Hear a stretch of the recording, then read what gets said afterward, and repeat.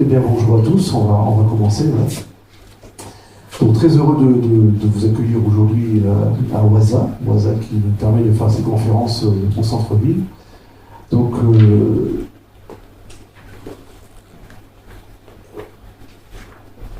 nous avons le plaisir d'accueillir aujourd'hui Gilles Thénault. Donc, c'est une conférence qui est sur le thème de la résilience des organisations. Ça n'a surpris personne, mais effectivement, depuis quelque temps, nous sommes confrontés à pas mal de crises, et c'est ce sujet-là qui nous a mobilisés pour inviter Gilles Thénault à nous rejoindre ce soir et à nous faire une prestation, on va dire, sur ses travaux universitaires. Donc Gilles Thénault est professeur affilié donc, au Conservatoire national des arts et métiers à Paris. Il est co-directeur de l'axe crise systémique globale et résilience. Il est également chercheur associé auprès de l'Université de Nantes et de l'Université de Saint-Quentin. Il intervient auprès de l'Institut national des études territoriales, donc l'INET, pour des séminaires sur la résilience organisationnelle. Il est membre de la commission scientifique de la filière RH de psychologie des praticiennes. On dit psychoprathe. Voilà. Gilles Thénault est le président fondateur de CIRERO, qui est le Centre d'ingénierie et de recherche en résilience des organisations. Il est directeur de la publication des cahiers risques et résilience et directeur de la collection Perspectives organisationnelles au sein des éditions L'Harmattan. Il a été auteur de nombreux ouvrages et articles scientifiques. Parmi ces ouvrages, on peut citer les Toxic Enablers, les générateurs de bienveillance aux éditions Jacob, la résilience des organisations, L'Harmattan, empathie et compassion en entreprise et résilience organisationnelle, rebondir face aux turbulences. Voilà, donc je vais maintenant lui laisser la parole, juste pour vous dire qu'après cette conférence, il y aura un moment d'échange et convivial à côté, et j'ai proposé donc à Gilles d'apporter des livres, parce qu'il y en a qui sont intéressés pour approfondir la conférence de ce soir. Voilà, bonne conférence. Merci.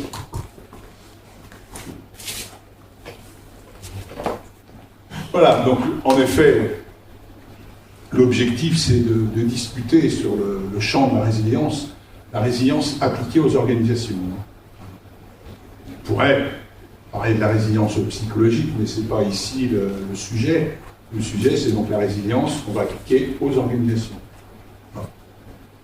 Oui, c'est vrai qu'on va dire que je suis la bonne personne, ça va faire maintenant 25 ans pratiquement que je développe le concept. Voilà, je fais partie des tout premiers. Je travaille aussi bien, en effet, avec différents labos en France, mais aussi à l'international. Donc on est souvent en échange, je suis régulièrement invité dans des pays étrangers pour justement parler sur les concepts de la résilience et travailler au développement. J'ai mis ici un complément d'information justement sur les travaux de recherche qui se font sur la résilience organisationnelle. Donc déjà, il y a un site qui existe, donc le site www.résilience-organisationnelle.com, un site qui est régulièrement alimenté. Il y a une revue, vous voyez, il y a 4 numéros, il est en train de travailler sur un 5e numéro avec les personnes de la défense. Il devrait s'appeler Défense, Sécurité, Résilience. Donc, ce sera un 5e numéro. On avait fait un numéro spécial, je crois que c'est celui qui est en bleu, sur la problématique du Covid. Voilà, donc on a travaillé là-dessus avec différents organismes pour essayer de mieux le comprendre. Moi-même, à l'époque, le ministère m'avait demandé de monter un groupe de travail, donc on est une dizaine de personnes, et on a travaillé justement sur la problématique du Covid pour essayer de mieux comprendre cette problématique et quelles seraient les propositions au regard de cette nouvelle forme de crise. Une newsletter, c'est pareil, vous pourrez recevoir également, on a mis ça en place avec une équipe de personnes, de chercheurs et de professionnels, afin de discuter sur ce qui se fait aujourd'hui, aussi bien en France qu'à l'étranger, avec des interviews, etc., sur le concept justement de la résilience appliquée aux organisations. Donc il y a déjà plusieurs numéros, on fait ça tous les 3-4 mois à peu près, pour sortir quelque chose. Voilà. Une bonne nouvelle, pour la première fois, après un combat acharné auprès de nombreuses écoles, nous avons une vraie structure académique sur la résilience organisationnelle avec le CNAM de Paris, voilà, avec le laboratoire de sécurité et défense. Et justement, à partir de cela, on a le financement nécessaire pour pouvoir organiser des journées de recherche et des colloques. Donc il y a déjà une journée de recherche qui est prévue le 5 octobre, ouverte gracieusement à qui voudra venir. Il y aura sûrement un colloque en 2024 également qui sera organisé sur le sujet. Donc ça, c'est quand même une très bonne nouvelle. Vous pouvez trouver également, on avait fait une vidéo sur une chaîne qui s'appelle Reliance et Résilience. Vous avez le lien ici, hein, pour ceux qui ont envie d'avoir des éléments complémentaires par rapport à ce que vous aurez entendu aujourd'hui. Hein. Et puis voilà, tout un tas d'ouvrages et de liens que vous devez trouver de toute façon à la fin de cette présentation. Hein. Je vais d'abord vous présenter les grands sujets de la résilience. Donc, vous voyez, il y a deux grandes parties. Une première partie qui va parler des grandes caractéristiques de la résilience, hein, qu'est-ce que c'est. Une seconde partie où on parlera plutôt sur la gestion de crise. Donc, l'apport de la résilience à la gestion de crise. Enfin, dans la partie 1. Et dans la seconde partie, là on va discuter sur les ressources rares qui participent à la résilience organisationnelle. Et après, on verra sûrement également deux concepts qu'on a développés. Le concept de cellules de résilience qu'on commence à mettre en place dans les collectivités ou les sociétés, et la notion d'outils. Donc les caractéristiques déjà générales de la résilience. On regarde la première phrase qui est proposée. Un système résilient est un état en équilibre dynamique. Déjà, la résilience s'intéresse aux systèmes. Que ce soit les systèmes humains, que ce soit les systèmes organisationnels. Deux mots, hein. La résilience, c'est l'aptitude, à vrai dire, à faire face à un traumatisme. En une toute petite phrase, l'aptitude à faire face à un traumatisme. Un individu traumatisé peut, bien peu, avoir la possibilité de faire face à son traumatisme et donc de dépasser ce traumatisme. Notre ami Boris Cyrulnik dirait retricoter son existence. Et c'est complètement l'exemple même. Dans le monde de nos chères organisations, on parlerait plutôt au sens de Weick, redonner du sens, là où le sens justement était déconstruit. Hein? Alors ça sous-entend que ce concept de résilience, on peut l'appliquer aussi bien aux êtres humains en tant que système, mais donc forcément à tout système. Un système monétaire, un système environnemental, et donc un système organisationnel. Une entreprise, une collectivité, une association, quel que soit le type d'organisation. Donc vous voyez, déjà, la notion de système est importante. Alors, ça dépasse encore plus loin, parce qu'aujourd'hui, il y a des travaux de recherche justement, sur cette notion de système versus théorie systémique, avec les notions de microsystème, de mésosystème et de macrosystème. Le microsystème, c'est l'individu. Le mésosystème, ça va être les organisations. Le macrosystème, c'est l'ensemble des organisations à niveau national et international. Ça veut dire qu'on aurait une résilience organisationnelle de type microsystème, de type mésosystème et de type macrosystème. Vous voyez ? Donc déjà, forcément, ça nous pousse beaucoup plus loin la réflexion. Et surtout la réflexion, on va le voir quand on va avancer, la réflexion par rapport au type de crise. Parce que, justement, on peut se retrouver avec des crises de type microsystème, des crises de type mésosystème et des crises de type macrosystème. La crise du Covid, c'est une crise de type macrosystème, qui touche les individus, les technos, l'environnement, l'économie, etc. Vous voyez ? Face à ça, la question, c'est justement de se préparer à ce qui pourrait arriver. Choc, une turbulence, question, le choc. Qu'est-ce que le choc? Le choc, c'est une espèce de surprise. Et face à ça, qu'est-ce qu'on va faire? On va essayer de se préparer justement pour pouvoir prendre en compte ce qui risque d'arriver. Donc quelque part, l'individu va essayer d'être plus fort, ainsi, lorsque la turbulence sera présente, il sera plus solide pour faire face à la tempête qui va se présenter. Résister, c'est une autre possibilité. On voit bien que dans les origines de la résilience, années 2000, c'est pas dur. La première fois on a parlé de la résilience organisationnelle, c'était Ban Ki-moon dans un discours de l'ONU, en 2005. Il y a eu des travaux d'universitaires, de chercheurs, qui datent de 98-99. Vous voyez que c'est un concept quand même qui est relativement récent, organisationnel. Psychologique, ça date de très ancien, puisque vous aviez des auteurs tels que Emmy Werner, qui ont travaillé dans les années 50 sur des enfants qui avaient subi des traumatismes, et ils ont essayé de comprendre pourquoi certains de ces enfants avaient des capacités à faire face et à se dépasser. Et ensuite, ça rebondit. Résilience rebond, ça vient publié dans les années 80. Vous voyez, on voit bien que l'apport de résilience psychologique. Mais avant de cette notion de résilience, il y a une notion très importante que tout le monde connaît, c'est la problématique de la résistance. La résistance au changement. On parlait de ça, Lorsqu'il y avait quelque chose qui arrivait, on résistait. La capacité à résister, justement, on essayait de minimiser les effets. Après, on s'aperçoit que dans les études, la résistance au changement, c'est loin d'être quelque chose de négatif, ça peut être quelque chose de très positif, puisqu'en allant chercher au fond de nous-mêmes, justement, les capacités de résistance, on va pouvoir les faire passer en avant. En d'autres termes, la résistance pourrait être un levier de la résilience organisationnelle, ou tout simplement de la résilience. Autre concept de résistance, c'est un autre concept qu'on connaît bien, qui vient des anglophones, c'est la notion de coping. C'est exactement la même chose, vous voyez.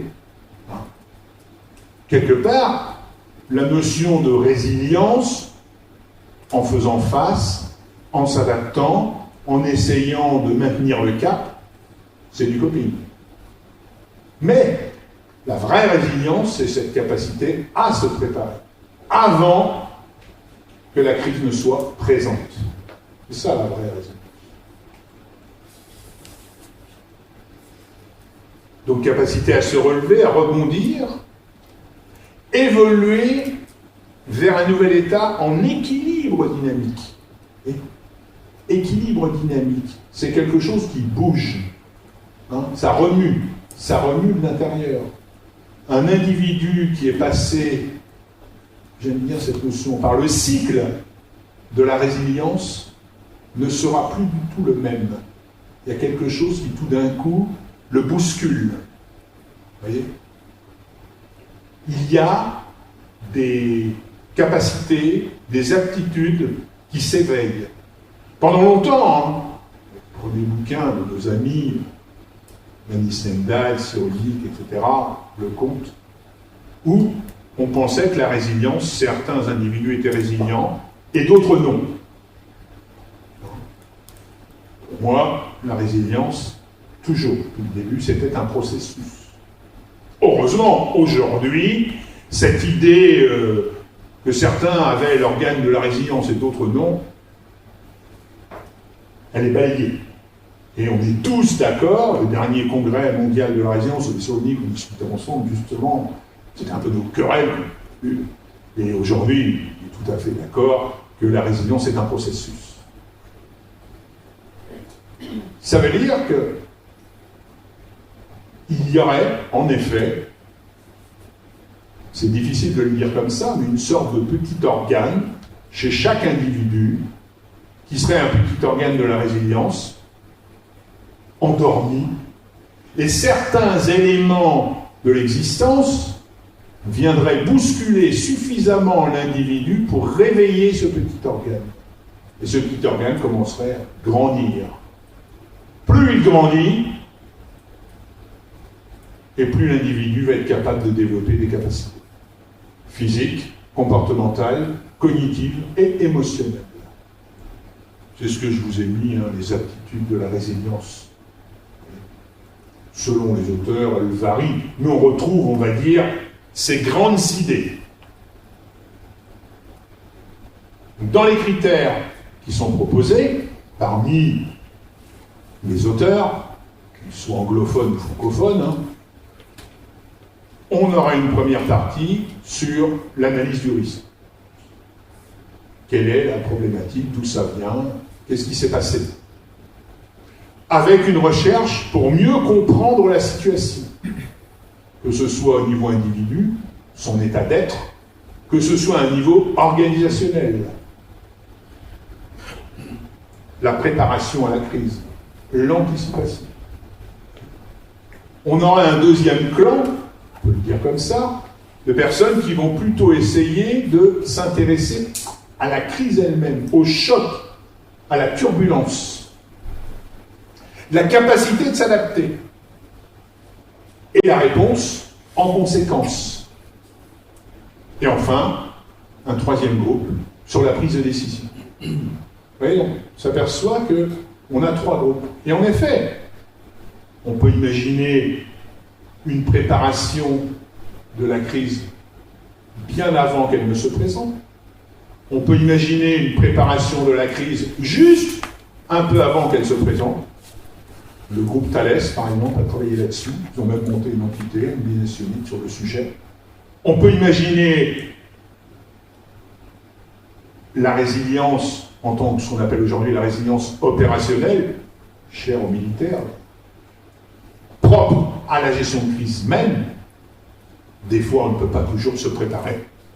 Il faut agir lorsque le problème est présent. Et enfin, même un retour d'expérience, une fois que tout est passé. Donc on voit bien qu'on a plusieurs moments de temporalité dans ce qui pourrait arriver.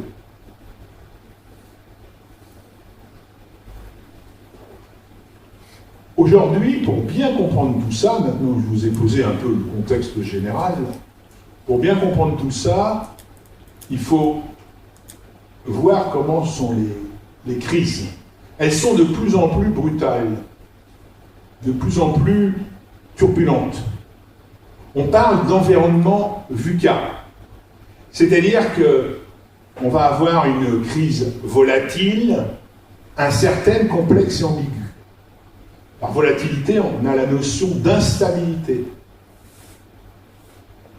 C'est comme quelqu'un qui veut traverser un précipice, il y a une planche de bois, ça bouge à droite, ça bouge à gauche, avec les risques qui peuvent se produire. C'est flou.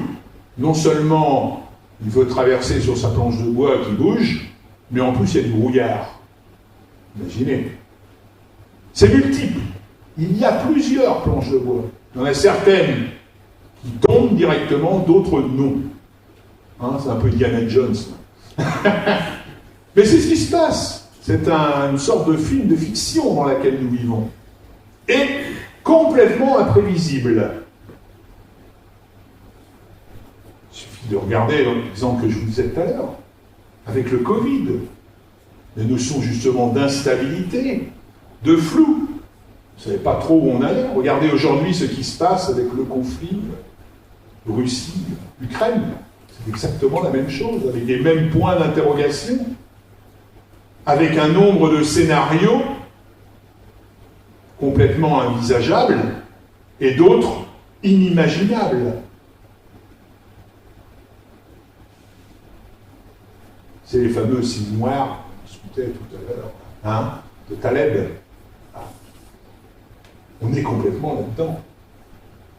Et le souci, c'est que plus ça va, et plus les crises qui se produisent sont justement liées à cet environnement. À une époque, dans la crise, on avait le temps de respirer entre deux crises. Aujourd'hui, plus ça va, moins on a le temps de respirer. Plus ça va, plus la manifestation de la crise est puissante. Plus ça va, plus il y a des crises dans des crises. nos systèmes de pensée actuels, malheureusement, ne sont plus adaptés pour pouvoir avancer par rapport à ces nouvelles formes de crise.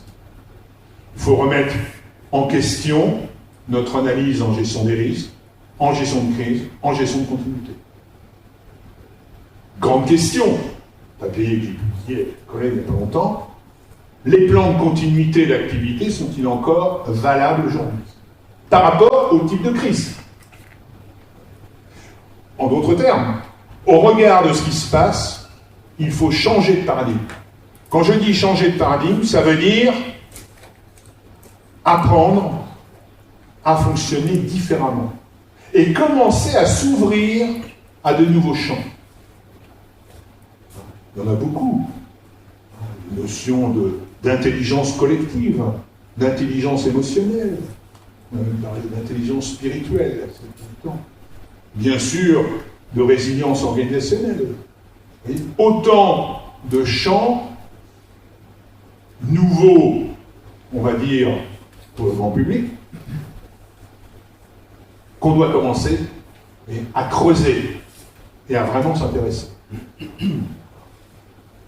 La résilience organisationnelle est l'un des outils. On a bien sûr d'autres. Donc les organisations doivent évoluer face aux turbulences, face aux chocs qui se produisent. Elles doivent s'adapter et apprendre à rebondir. Et on constate que les organisations, et comme les individus, elles peuvent être résilientes. Vous savez, mon directeur de thèse me disait toujours, je n'ai jamais serré la main à une organisation. Ça veut dire quoi? Ça veut dire que derrière toutes nos belles organisations, il y a des individus qui existent, quel que soit le type d'organisation qui existe. Nous allons donc travailler pour mettre en place les conditions de résilience avant qu'une crise ne se produise, la faire émerger. Si vous voyez là, ce que je suis en train de dire, mettre en place ces conditions de résilience avant que la crise ne se produise. Ça paraît fou. En résilience psychologique, l'individu, il est complètement secoué. Dans ce secouement, il arrive à dire, mon Dieu, je réagisse. Et là, on est en train de dire, on travaille sur la crise qui n'est pas là. C'est bizarre. Et pourtant, c'est ça.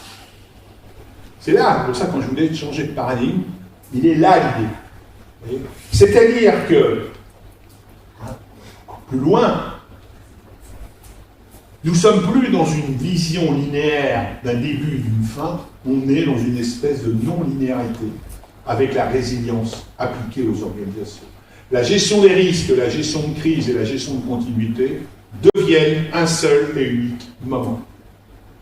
Imaginez, le système, quel qu'il soit, travaille sur la mise en place de conditions de résilience. Ce n'est pas de la gestion de risque ou de la gestion. C'est pas de faire disparaître la crise. Bien sûr que non. Aucun intérêt. Non, non. La crise, elle viendra. Mais l'intérêt, c'est de se dire, lorsque la crise, elle va arriver, on va pouvoir monter justement sur la crise. Vous voyez ? C'est surfer sur la vague. Et pouvoir faire toutes les gymnastiques qu'un bon surfeur saura faire. C'est ça l'intérêt, justement, de la résilience organisationnelle. Le système, l'organisation ne se sera tellement pas préparé qu'il saura exactement ce qu'il faut faire au moment présent. Et là, il pourra se dépasser. Il pourra aller au-delà de sa condition.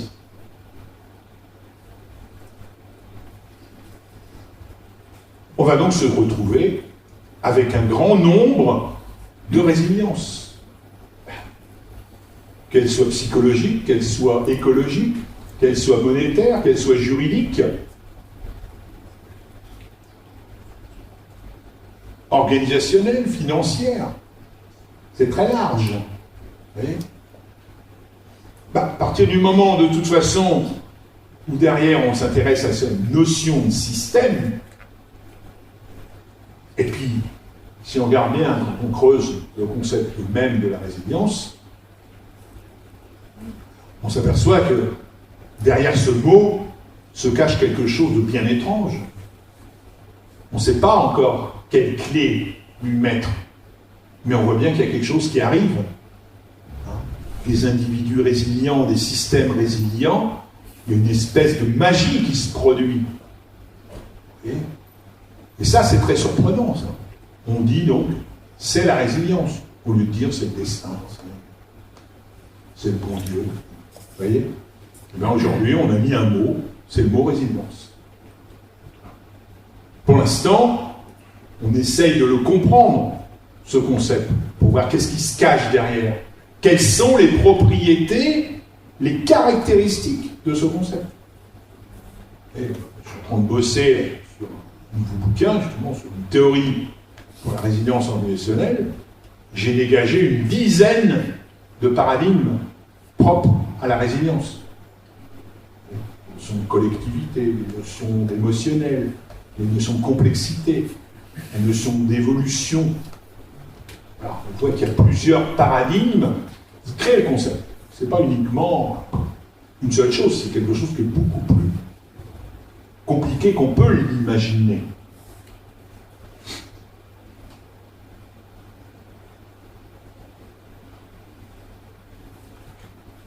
Maintenant qu'on a discuté justement sur cette notion de résilience,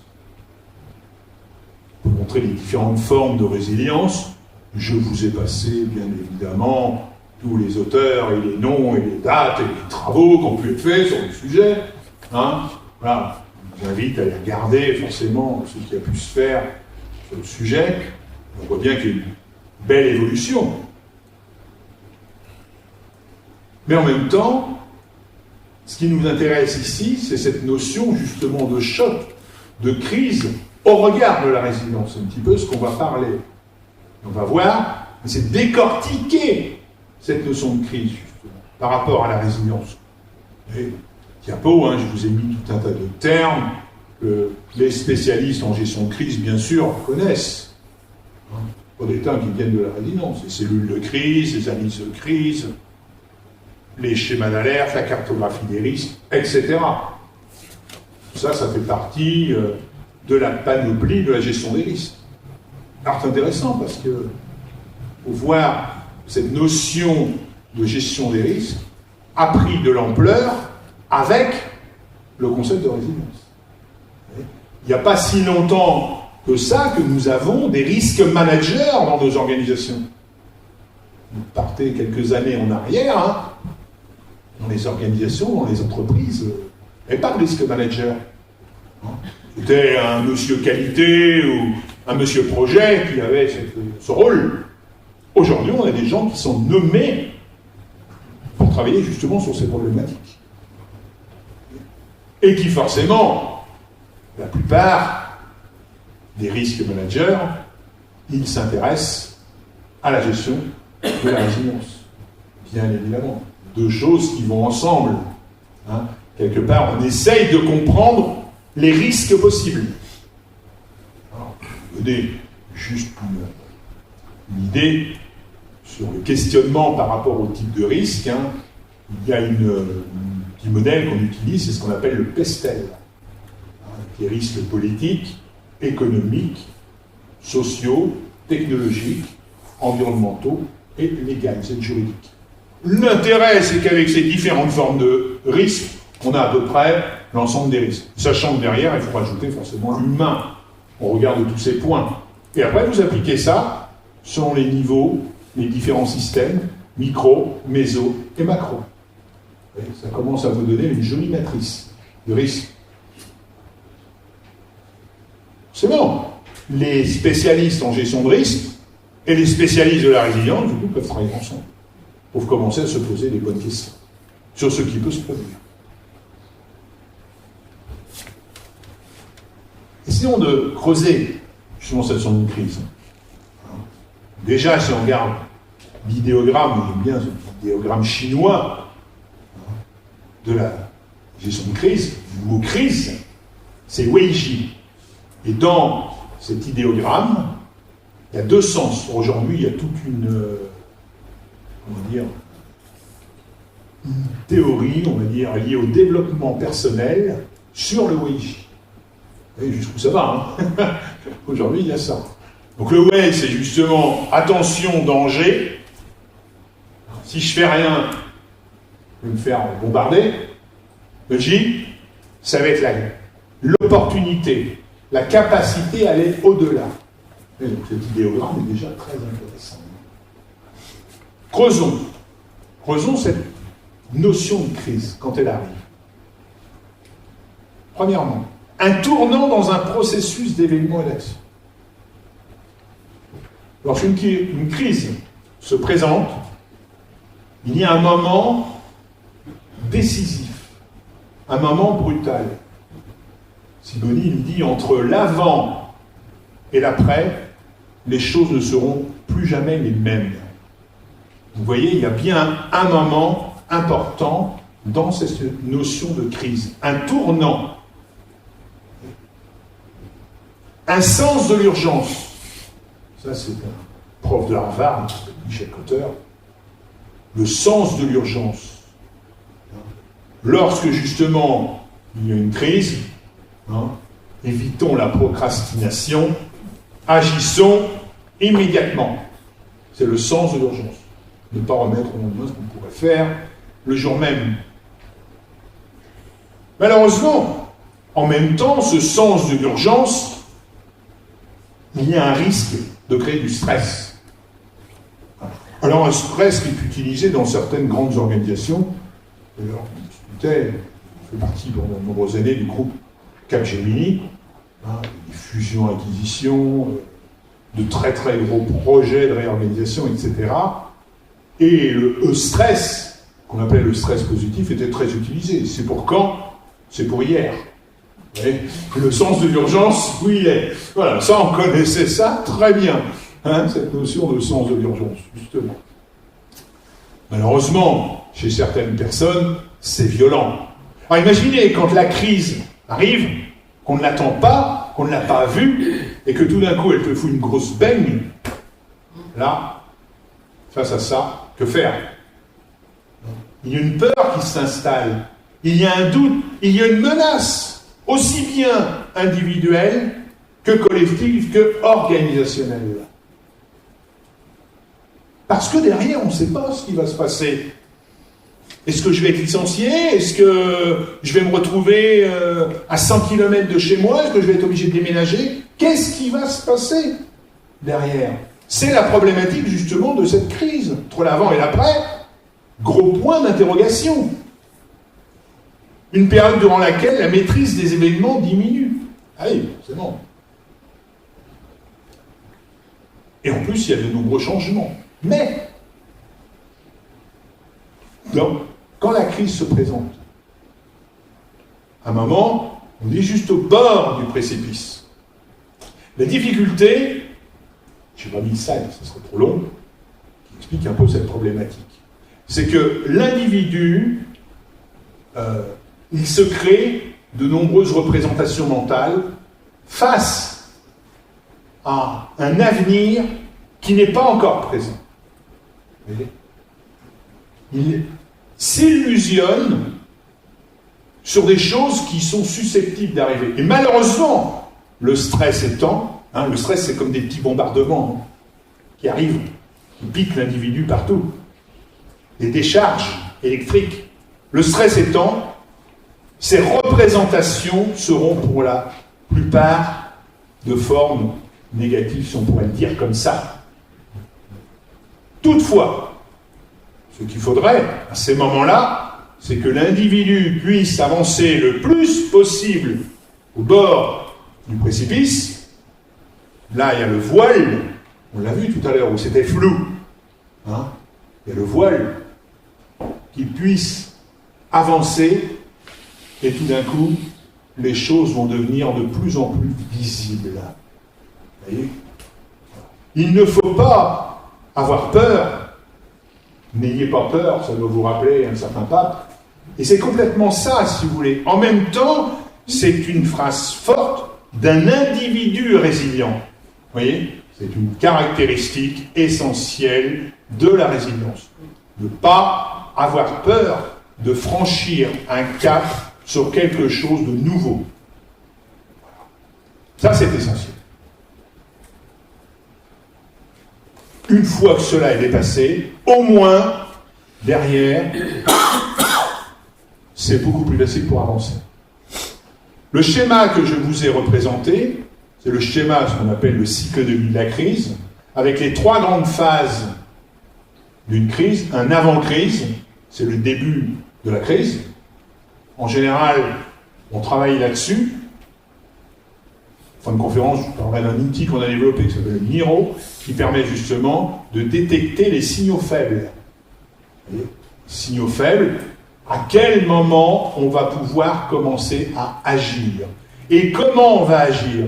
Et où se trouve ce début de crise.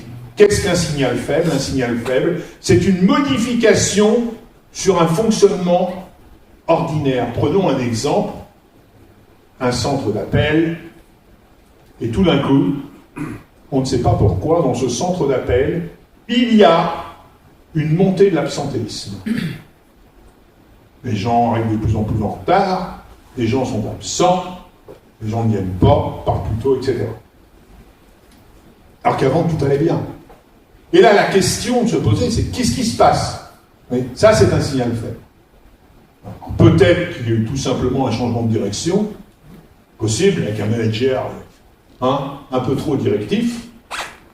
Il y a plein de raisons à ça. À l'époque du Renault-Nissan, j'ai enquêté sur ce qui s'était passé avec les suicidés, justement, de Renault. C'est un peu ce même scénario. Voilà. Donc, on aurait dû aller creuser pour, en effet, s'intéresser aux signaux faibles. Ça, c'est déjà un premier point sur l'avant-crise. Puis, la crise va monter. Amplification de la crise. Si, malheureusement, on laisse faire, plus ça va, plus ça risque de devenir important. Toucher l'organisation, toucher l'économie, toucher les individus, toucher les projets, etc. Toucher la stratégie même. On parlera de toucher l'identité organisationnelle. Enfin, manifestation de la crise avec cette fois-ci le choc. Face au choc, c'est ce que je vous disais, qu'arrive-t-il ? Et là, malheureusement, si on ne fait rien, c'est là que il peut y avoir une déconstruction du sens, aussi bien chez l'individu que chez l'organisation. Avec derrière, la troisième phase, c'est l'après-crise. Ce schéma que vous avez ici, avant, pendant, après, aujourd'hui, c'est de plus en plus comme ça. Plus ça va, plus la pointe de la manifestation est haute. Et dans la pointe de la manifestation, il y a d'autres cycles. On va parler de CMA, de choc multiple accéléré.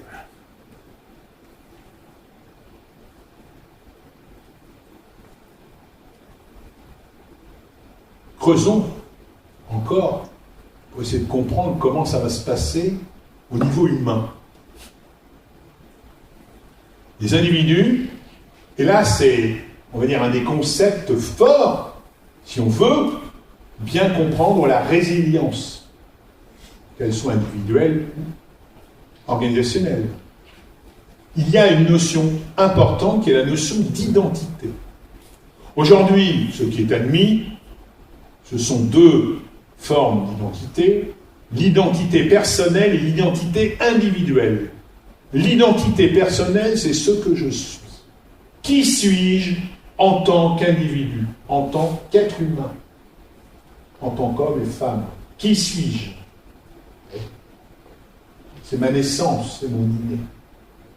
C'est le soi, dans certaines traditions, etc. L'identité individuelle, ce sont les acquis, c'est l'apprentissage, les enseignements que je reçois dans mon parcours de vie. Mon identité individuelle va plus ou moins s'étendre selon les circonstances.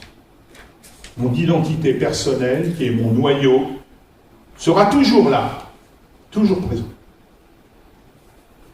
Lorsque le stress arrive, le stress égale surcharge individuelle, surcharge des collègues, surcharge du travail, surcharge des jeux collectifs, etc. Le stress égale surcharge. Face à cette surcharge, cela va attaquer mon identité individuelle. Mon identité individuelle étant attaquée, je commence à être chamboulé dans ma composante humaine, qu'elle soit comportementale, qu'elle soit cognitive ou qu'elle soit émotionnelle. Si ces surcharges, ces stress continuent à venir nous bombarder, malheureusement, c'est notre identité personnelle qui va être attaquée cette fois-ci. Notre identité personnelle, c'est le cœur. C'est ce que l'on appelle aujourd'hui, avec tous les travaux, les notions d'épuisement professionnel, le burn-out. Regardez la traduction du burn-out, brûler de l'intérieur.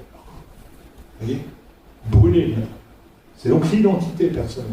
Les individus, justement, en état de burn-out, c'est leur identité personnelle qui est attaquée. Et là, c'est très difficile pour l'individu de faire face. C'est une dépression, on va dire, au-delà d'une dépression. C'est encore plus difficile à se redresser par rapport à ça.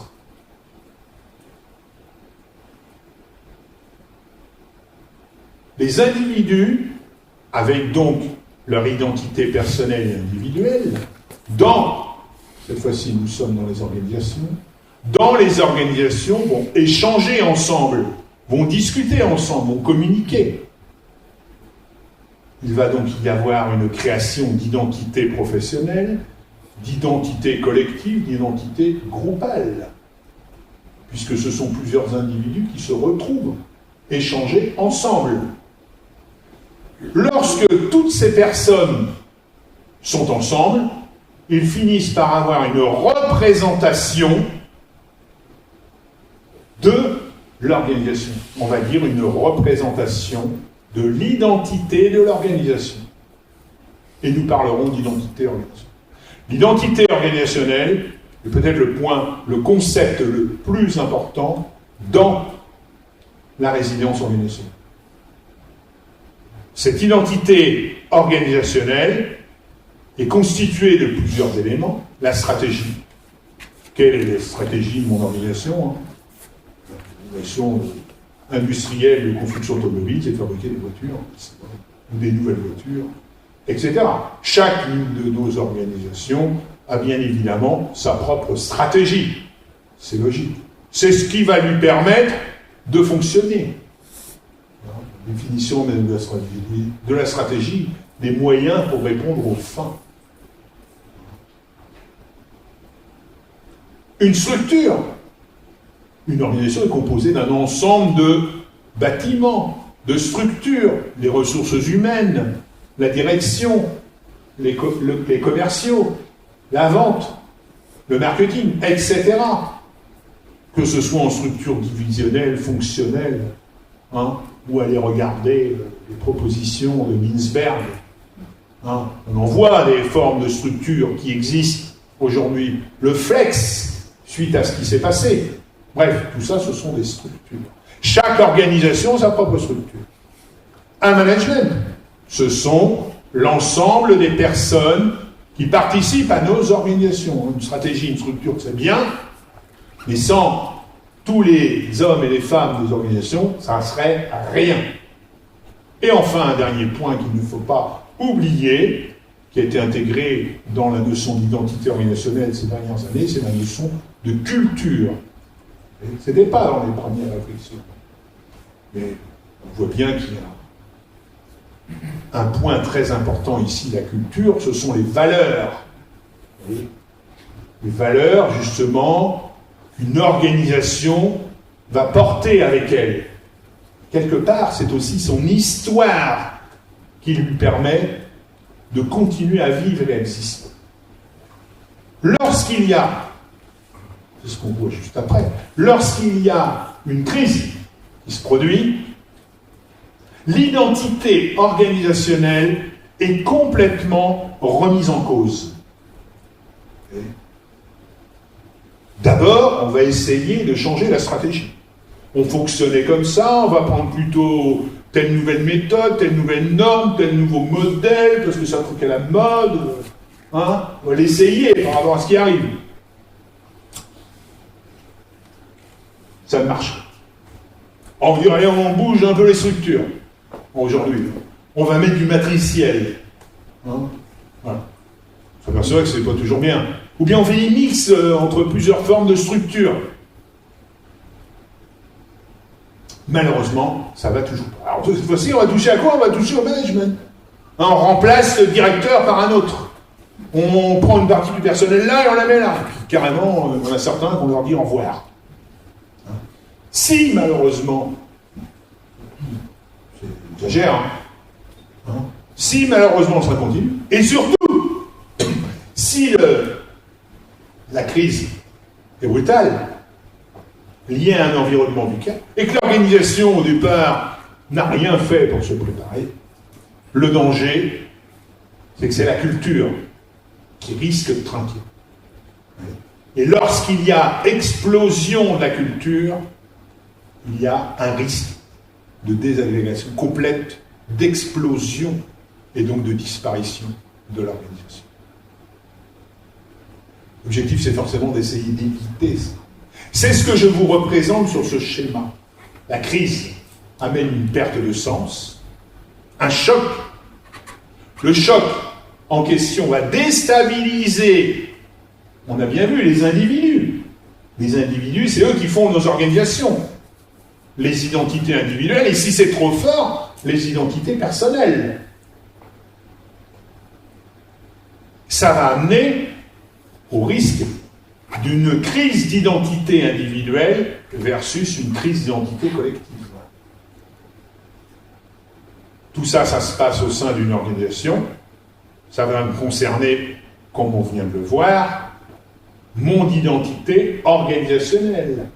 La représentation de toutes les identités personnelles et individuelles sur ce qui est en train de se passer, la crise, au regard de mon organisation. Et là, nous aurons ce qu'on appelle une crise d'identité organisationnelle. Dans le pire des cas, c'est l'effondrement. On a plein d'exemples, on pourrait citer avec le Covid. Les organisations se sont complètement effondrées. Des organisations importantes. Il y en a une où j'intervenais de temps à autre, chez André, qui a subi les conséquences. Il y en a d'autres. Hein. Là, je vous en donne une bien connue. Là, on a des toutes petites organisations. Je fais partie du conseil scientifique chez 60 000 rebonds, qui sont des petits entrepreneurs, on va dire petites entreprises, moyennes entreprises. Il y a eu un nombre incalculable qui se sont écroulés. Effondrement. Et crise complète d'identité organisationnelle. Pour certaines organisations qui ont réussi un peu à mettre en place certains éléments, elles vont réussir à faire face, à revenir à l'état d'avant. C'est ce qu'on appelle l'homéostasie. Et enfin, pour des organisations qui ont tout compris dans la résilience organisationnelle, elles auront cette capacité de se dépasser. C'est ce qu'on appelle une résilience de type 2, qui sera une résilience organisationnelle. On va se retrouver donc face à ça avec plusieurs types d'organisations différentes. On retrouve 5 niveaux. Bien évidemment, comprenez bien, je vous donnerai quelques détails juste un diapo après, sur chacune de ces organisations. La fragilité, une organisation qui n'a rien mis en place, elle va subir les chocs qui arrivent. Et son risque, c'est bien sûr de s'effondrer. J'ai mis micro, méso, macro, ça veut dire qu'on pourrait avoir des chocs, des crises de type micro, de type méso et de type macro. Hein? Un nouveau directeur beaucoup trop directif, si notre petite organisation ne sait pas faire, elle n'arrivera jamais à faire face, elle risque malheureusement de s'effondrer. Alors imaginez une crise type gilet jaune, ou pire, Covid, cette petite organisation aura du mal et va beaucoup souffrir. Deuxième forme, une organisation qui a commencé à se poser, on va dire, les prémices, questionnement par rapport au choc, par rapport aux crises, par rapport à ce qui pourrait se passer. On a commencé à avoir une préparation. Ces organisations, au moins, ont la capacité à faire face à des chocs, à des crises de type micro. On constate que pour des crises de type méso et macro, elles ont forcément beaucoup plus de mal. Troisième forme, où là, on va avoir une première forme de résilience. C'est un peu ce qu'on a vu tout à l'heure quand je vous parlais de la résilience 1 avec l'homéostasie. Hein, l'organisation qui reprend son état antérieur, système qui revient à l'état initial. Il y a ici une adaptation.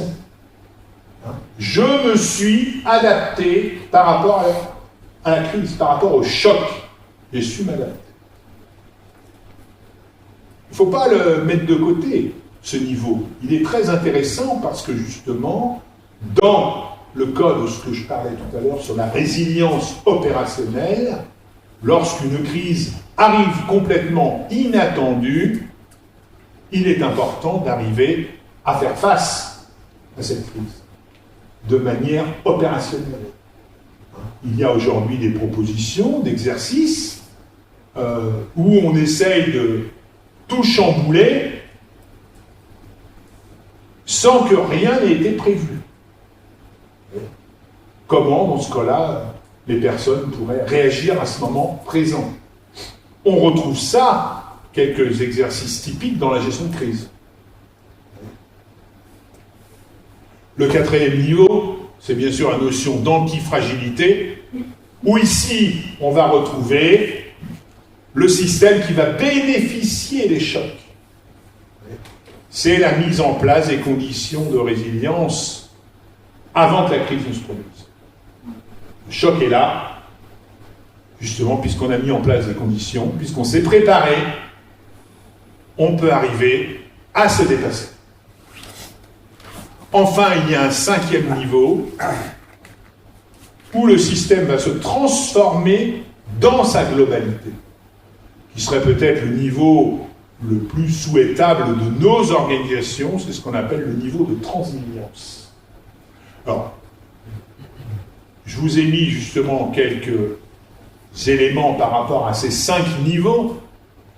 Et les organisations fragiles essaient de tenir face à la crise. Les robustes s'adaptent et font face à la crise. En transformation, font face à la crise et rebondissent. Et les deux autres, les deux dernières, celles qui nous intéressent le plus, les organisations antifragiles rebondissent et se dépassent. Connaissance de la temporalité. Ce que je vous parlais tout à l'heure, cette connaissance de l'avant, du pendant et de l'après-crise. Et du moment et du cycle de vie de la crise. Ça veut dire qu'il y a ici une analyse, en tout cas une capacité d'analyse des signaux faibles. Et enfin, on pourrait parler des organisations transiliantes qui se dépassent et s'unissent collectivement. Ici, c'est plusieurs organisations qui vont travailler ensemble. On n'est plus dans du chacun pour soi, c'est des organisations qui s'unissent pour être plus fortes. Bon, on en a très très peu aujourd'hui. Bien qu'on retrouve un petit peu ça de plus en plus avec les alliances, avec les partenariats. J'ai un très bon exemple. À l'époque, Capgemini avait créé une alliance avec le groupe IBM et le groupe Microsoft pour les très très grands projets. Projets de quelques milliards d'euros, mettre en place une plateforme pétrolière. Il y avait comme ça des alliances justement qui étaient créées face à ces projets, qui leur permettaient d'être plus forts. Donc on retrouve bien ça aujourd'hui, les fameux GIE, les groupes d'intérêt économique, les partenariats, les alliances, etc. On sent bien que à plusieurs, on va être plus fort. On avance, hein, notre fil directeur, et là, on va arriver aux humains. Bien que l'élément important de nos organisations, ce sont les individus. Et on s'aperçoit que dans nos organisations, il y a des individus avec des ressources exceptionnelles, qui sont capables d'affronter les crises lorsqu'elles se produisent, qui sont capables de faire grandir l'organisation et leurs collaborateurs. On parlera d'empowerment aujourd'hui. Ces individus, c'est ce qu'on a nommé les ressources rares. Et je vous ai illustré justement le chapitre par 3 films. On connaît au moins 1 ou 2 ou 3 de ces 3 films. Et on voit qu'à chaque fois, on avait des individus ici qui ont joué un rôle. Et là, on reprendra notre représentation, le fameux tuteur de résilience. Reprenez les bouquins de notre ami Cyrulnik, de son tuteur de résilience. D'accord, l'individu, on a bien compris que lorsqu'il est face à un traumatisme, il a des difficultés, il peut arriver à se reconstruire. Mais il peut arriver à se reconstruire d'autant plus facilement s'il a un tuteur de résilience. Alors, un tuteur de résilience, pendant très longtemps, c'était quelqu'un, comme ici dans Will Hunting, un psychologue qui aide les jeunes, ou bien dans les 2 autres films qui sont des films tirés de faits réels, que ce soit Intouchable ou Discours d'un roi, on voit bien qu'il y a des personnes qui aident quelqu'un, que ce soit par l'humour, Intouchable. On voit bien justement l'idée même du tuteur, l'humour, la proximité, le Discours d'un roi. Il a vraiment insisté là-dessus, cette notion de proximité, pour dépasser justement le traumatisme de la personne.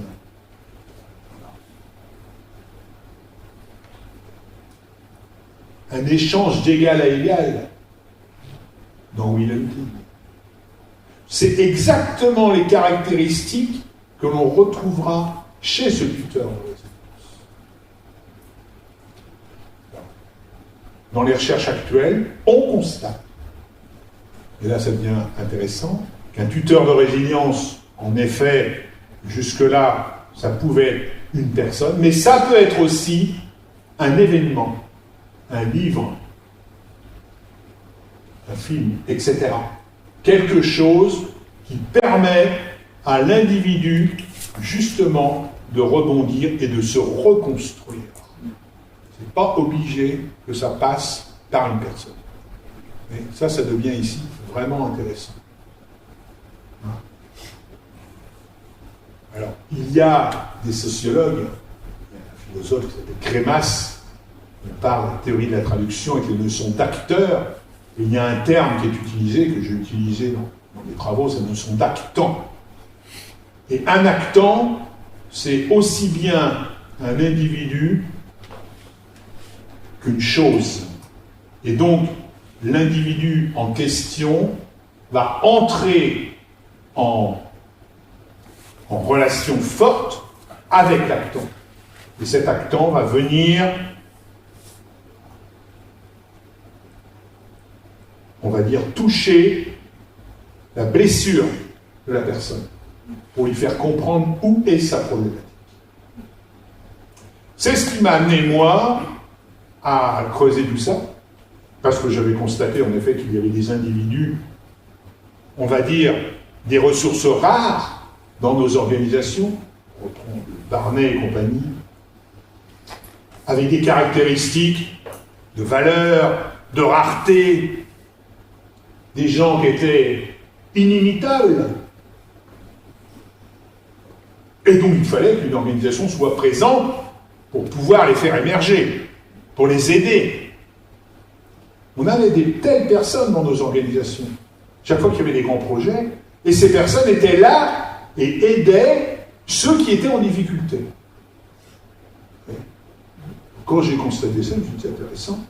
Et dans mes recherches de l'époque, c'est comme ça que je suis rentré en contact avec un laboratoire aux États-Unis, qui est avec l'Université du Michigan, et un chercheur qui s'appelait, parce qu'il est décédé en 2002 ou 2003, Peter Frost, qui avait développé un concept qui est la notion de toxic-handler.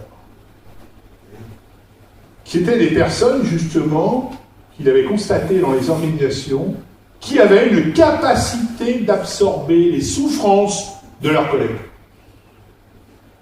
J'ai vu exactement la même chose dans les organisations.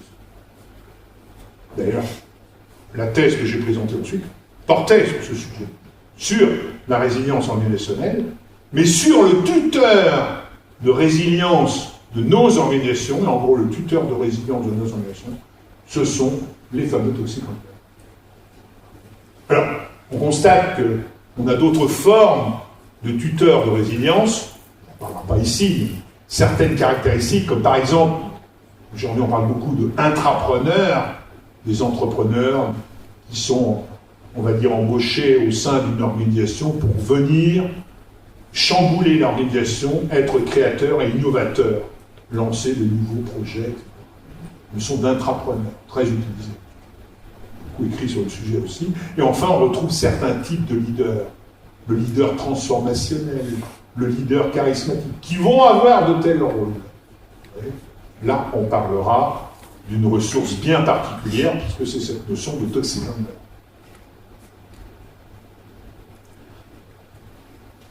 Les toxic-handlers sont les clés de nos organisations. Dans le mot-clé, on va retrouver déjà des caractéristiques importantes de ces personnes.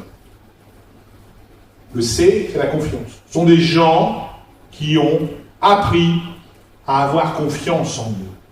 Vous voyez, tout à l'heure, je disais, face à la crise, face au mur, il y a cette invisibilité. Qu'est-ce qui se passe derrière? N'ayez pas peur, ils ont confiance. Ils n'ont pas peur d'avancer sur la poutre. Ça, c'est la particularité de ces personnes. Pas peur du changement. Le L, c'est le lien. Il y a un réseau autour d'eux. Ils ne sont pas seuls. Et ils savent réunir les gens. L'une des clés de la résilience, Jacques Leconte le dira très bien, c'est vraiment cette notion de lien. Création de lien. C'est un des moteurs pour redonner de la résilience, pour recréer de la résilience. Troisième point, vraiment une des caractéristiques fortes chez nos toxic-handlers, c'est la notion d'empathie et d'écoute. C'est le champ des émotions, si vous voulez. On retrouve ça de plus en plus aujourd'hui dans nos organisations. Pendant longtemps, l'époque du taylorisme, on était plus sur une vision comportementaliste, théorie des motivations, etc. Puis on a avancé avec la rationalité limitée, Simon, etc., dans la réflexion, dans le cognitif, dans la prise de décision. Puis on a encore avancé avec certains Goleman dans l'émotionnel. Et tout doucement, aujourd'hui, on n'a pas trop encore le droit de pleurer dans les organisations. On voit bien que la notion d'émotion est de plus en plus présente. Nos toxic-handlers et notre résilience organisationnelle voudraient arriver à faire un mix entre nos individus axés sur le physique et le comportemental, axés sur le cognitif et axés sur le champ des émotions. Réunir les trois. C'est ça le fameux changement de paradigme du début que je vous parlais. Quatrième point, donner du sens. Et oui, à partir du moment que l'individu, on va dire, a commencé à faire naître son organe de la résilience, il a bien sûr une capacité en lui qui devient de plus en plus grande. Il est fort face aux situations, face aux difficultés, face au stress. Et il y a un moment, et ça c'est le mystère, Il a envie de partager cette force autour de lui. Ça devient quelque chose de collectif. Vous voyez ? Ça dépasse l'individu. C'est au-delà. Un des derniers bouquins de Cyrulnik parle justement de la résilience à un niveau spiritualité. Certaines personnes atteignent un niveau forme mystique, spirituelle, dans la résilience. Et ça dépasse quelque part leur niveau individuel, d'individualité. Nos toxicandlers, donc dans les recherches qu'on a fait, on a constaté qu'il y avait plusieurs formes de toxicandlers. Il y a 3 grandes formes. On a même vu qu'il y avait quelques désinences dans chacune des formes. Je vais vous prendre une image pour bien vous faire comprendre ça. Imaginez une plage, une mer agitée, une personne en train de se noyer dans la mer agitée. La première forme, c'est le porteur de confiance. Il va s'avancer, aller mettre les pieds dans l'eau et « Vas-y, allez, débatte-toi !» Vas-y, éventuellement, c'est une bouée. Il lance la bouée. Vas-y, tu vas y arriver. Il essaie de l'encourager comme il peut. Hein, ça, c'est le porteur. Il essaie de lui redonner confiance.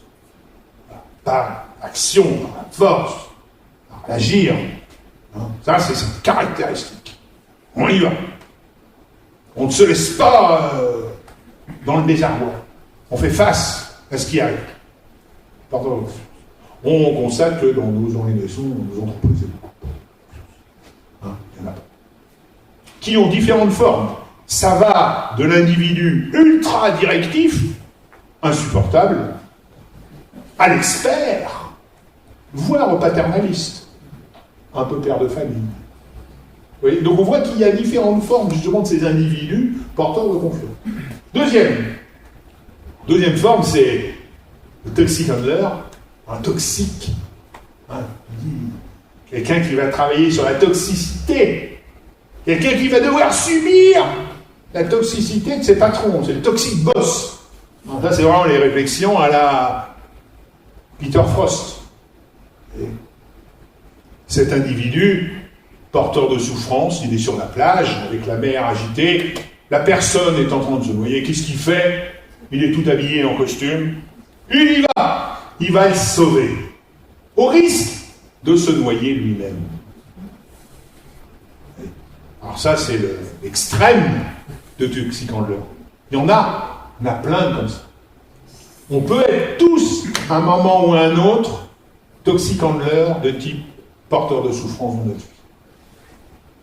Et on constate qu'on peut être porteur de confiance, et puis, quelque chose arrive, on va être porteur de souffrance. Et ensuite, revenir, peut-être, porteur de confiance ou autre. Il n'y a pas d'âge, aussi bien les hommes que les femmes. Au départ, dans la première réflexion, on pensait que c'était que les hommes. Bon, ça a évolué. Ça a évolué. On voit même qu'aujourd'hui, les toxicandlers, c'est aussi bien dans l'organisation que dans la famille, en couple, avec les enfants. Vous voyez, ça dépasse le lien uniquement professionnel. On a le lien familial et personnel ici. Heureusement, tous les porteurs de souffrance ne se noient pas tous. Heureusement. Mais ils subissent quand même des dommages. J'en ai vu plusieurs et honnêtement, ils subissent des dommages. Que ce soit sur la corporelle, santé, ou bien dans leur vie personnelle. Séparation, divorce, etc. Ils subissent, vraiment. Troisième fois, le porteur de compassion. Sur cette plage, toujours pareil, la mer agitée, notre individu se noie. Le porteur de compassion, il se met en maillot de bain, et il y va dans l'eau, et il nage super bien, et il sauve la personne. Bon, c'est un beau film, mais c'est ça qui se passe, parce que il a appris à le faire, possible, ou bien c'est comme ça. il est né avec cette caractéristique. Donc on voit bien que la troisième forme, c'est la forme par excellence. On a trouvé comme ça, il y en a eu des exemples qui ont été donnés sur cette forme. Un Gandhi, un Mandela, un abbé Pierre, une sœur Emmanuel. Vous voyez, c'est des exemples pareils. Mais, je vais vous en donner un autre exemple. Il y avait une dame que j'avais rencontrée, toutes mes enquêtes, qui était présidente d'une association, et l'association, malheureusement, a rencontré des gros soucis d'ordre juridique, légal, et en même temps financier, a failli fermer ses portes. C'était une très grande association en France. Ils ont été obligés de changer les locaux, prendre un immeuble dans Paris, où il n'y avait pas d'ascenseur, pour mettre cette association avec les employés qui travaillaient pour cette association. Cette femme, en même temps, venait de se séparer. Vous voyez, un second choc. Et était atteinte d'un cancer. Ça, on constate que souvent, la naissance comme ça d'un toxicant de l'heure, des événements très brutaux qui arrivent. Mais en même temps, cette personne était incroyable. C'était le porteur de compassion par excellence. Elle m'avait expliqué que lorsqu'elle arrivait dans les nouveaux locaux, évidemment, son cancer qu'elle avait, problème de santé, la fatigue, l'association devait être au 5e-6e étage, imaginez, sans ascenseur. À chaque étage, elle s'arrêtait plusieurs minutes pour reprendre son souffle, parce que son but, c'était lorsqu'elle arrivait tout en haut, d'ouvrir la porte et d'être rayonnante de joie par rapport aux personnes qui étaient présentes. Et là, on a vraiment l'image même d'une personne, l'amour pour autrui. Alors c'est une histoire qui finit bien, parce que l'association a été sauvée, et ils ont pris, on va dire, la main mise ensuite sur des projets internationaux, vous voyez, et aujourd'hui, ça fonctionne très bien. Je pense que son cancer doit être terminé, puisque de toute façon, cette personne, je vous raconte ça, il y a une dizaine d'années, et toujours en vie, continue. Voilà, là on voit bien, alors vous voyez que de telles personnes comme ça, les porteurs de compassion, il y en a, voilà, plusieurs.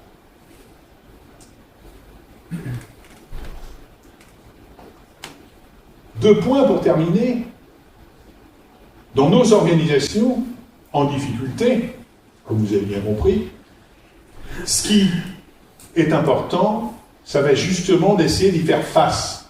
Donc on a proposé de mettre en place des cellules avant que la crise ne soit présente.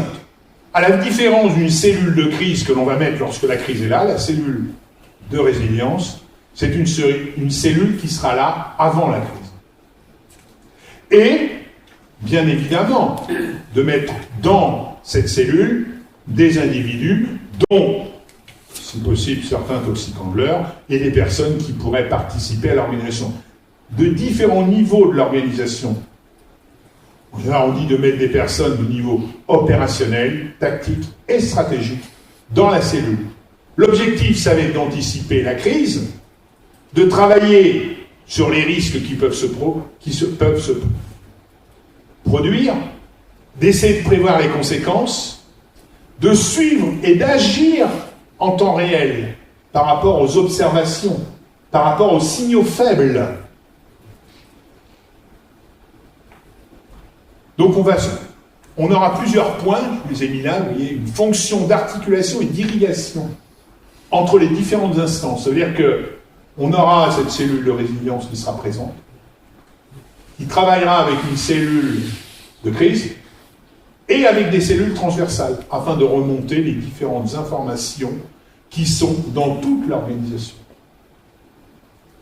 Une fonction de réflexion, élaboration de recommandations. Le but, c'est bien sûr une meilleure compréhension de l'identité organisationnelle et de ce qui pourrait arriver au niveau de l'identité organisationnelle, une fonction de pilotage, afin de traverser la crise, et dans la mesure où cette cellule a travaillé sur les conditions de résilience avant la crise, c'est forcément beaucoup plus simple. Une fonction de veille avec l'analyse des signaux faibles, travailler sur les turning points, d'autres concepts que j'ai développés. Vous voyez, le turning point, c'est le moment précis où il faudrait agir. Et il y a un moment à ne pas dépasser, c'est le tipping point. En gros, on a une action entre le turning point et le tipping point. Et donc là, en ce moment, j'ai proposé spécialistes en modélisation des systèmes d'essayer de modéliser les systèmes mathématiques pour justement trouver ces moments exacts par rapport à un ensemble de critères.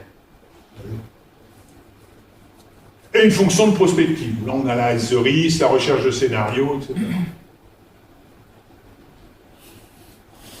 La cellule de résilience devrait avoir à sa disposition un ensemble d'outils.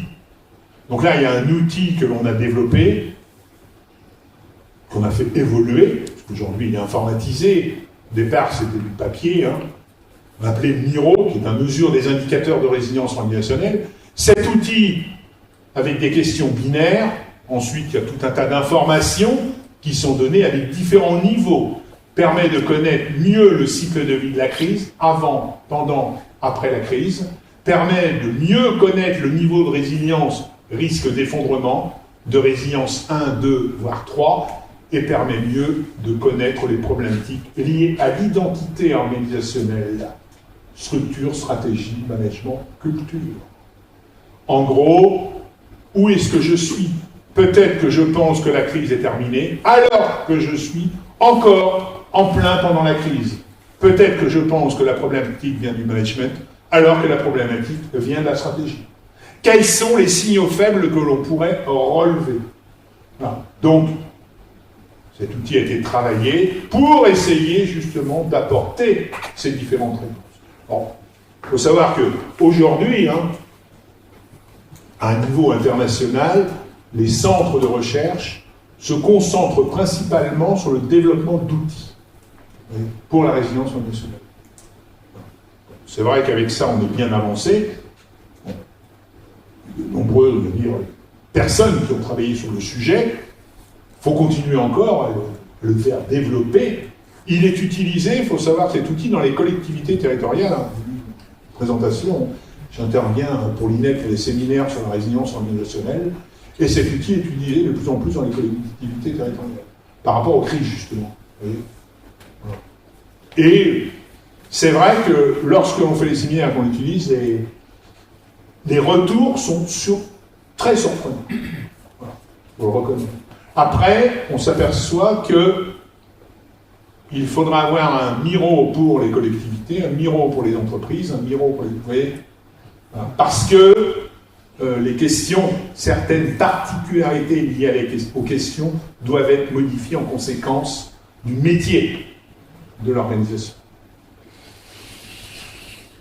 En conclusion, on va parler d'une résilience constructeur avec des gestes pratiques et pratiques de résilience. Les 5 principes, on va appeler ça 5 principes de la robustesse auprès d'acteurs pour une plateforme, vous voyez, cognitive de représentation par rapport à ce qui peut se produire. Et entre autres, bien sûr, en faisant émerger, ça vous l'avez bien compris, les toxic-handlers. Dites-vous, pourtant, on est tous toxic-handlers. On a tous, dans un premier temps, la nature, la composante du porteur de confiance, qu'on soit plus axé sur le physique, le cognitif ou l'émotionnel. Puis, un choc, un premier choc non voulu se produit, et ce premier choc va nous faire passer à une nouvelle étape. C'est l'étape du porteur de souffrance, avec un ensemble de questions et de questionnements sur nous-mêmes, mais aussi sur les autres. Si ces chocs continuent, les chocs multiples accélérés, l'individu va entreprendre un travail en utilisant des techniques de développement personnel, on va dire, les ouvrages de Christophe André, qui a travaillé justement, et qui a beaucoup aimé le concept de toxicandler, et entre autres qui travaille sur la notion de pleine conscience, qui pour lui c'est l'une des techniques importantes justement qui permet à des individus d'être plus résilients. Cette notion de pleine conscience. Le fait d'entreprendre un travail va permettre à l'individu d'avoir un second choc. Cette fois-ci, ce second choc n'est plus un choc qui n'était pas voulu, mais c'est un choc qui a été travaillé. Et là, ça va permettre à l'individu de passer à une étape suivante, qui est l'étape du porteur de compassion. Cette étape suivante va permettre à notre personne d'ouvrir et de faire naître de nouvelles capacités. Meilleur sommeil, meilleure aptitude à faire face aux problématiques de santé, meilleure mémorisation, etc. Tout ça, ça a bien été constaté. Donc 5 grands principes. L'évaluation, le retour d'expérience, important. Les leçons apprises des erreurs, il faut prendre en compte. C'est pour ça d'où le numéro qu'on a fait sur le Covid. Mais à chaque fois qu'il y a des crises comme ça, on se pose des questions pour essayer de mieux comprendre encore la crise. C'est comme ça qu'aujourd'hui, je peux vous faire cette présentation. Vous voyez ? On n'est pas seul dans la réflexion. Le slack, ça c'est important. Arracher du temps au temps, savoir se poser pour bien réfléchir, pour analyser justement ce qui est en train d'arriver. Passer de l'efficacité à l'efficience. Être efficace, c'est bien, mais passer au-delà. Diminuer la notion de temps, de risque et de coût. Passage de l'efficacité à l'efficience. Les organisations sont friandes de cela, en toute effectivité, si on pourrait le dire comme ça. Le collectif, c'est bien sûr faire partager l'ensemble des individus, ensemble, donner du sens à tous, redonner du sens. Il appartient à la cellule de résilience de comprendre la problématisation, d'intéresser un ensemble d'acteurs en créant une task force, c'est ce qu'on appelle avec un point commun, un langage commun, des outils communs, une réflexion commune, un point de passage obligé. C'est un PPO, point de passage obligé. Et de mobiliser l'ensemble des personnes, enrôler et mobiliser. Ce que je suis en train de vous dire ici, ce qu'on appelle le PIEM, problématisation, intéressement, enrôlement, mobilisation, développé par la sociologie de la production, qui a été intégré justement dans ces réflexions organisationnelles, pour mieux les comprendre.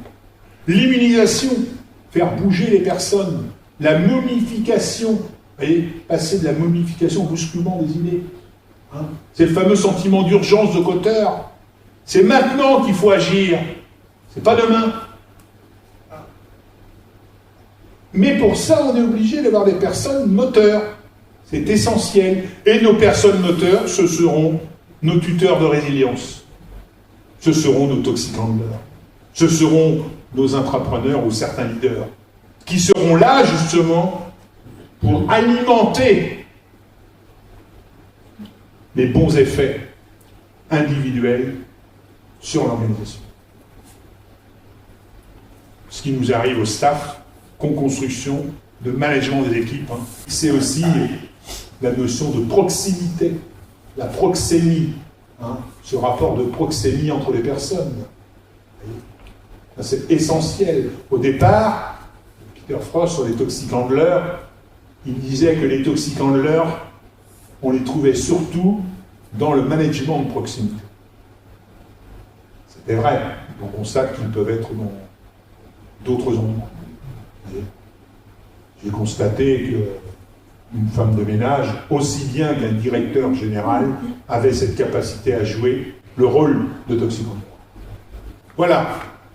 Je vous ai mis un ensemble de liens, quelques liens, que vous pourrez retrouver, et différentes publications également sur le sujet. Quelques-uns. Voilà. Merci beaucoup pour cet exposé, pour cette présentation, qui est plus qu'un exposé d'ailleurs. Et donc je vous invite à partager un petit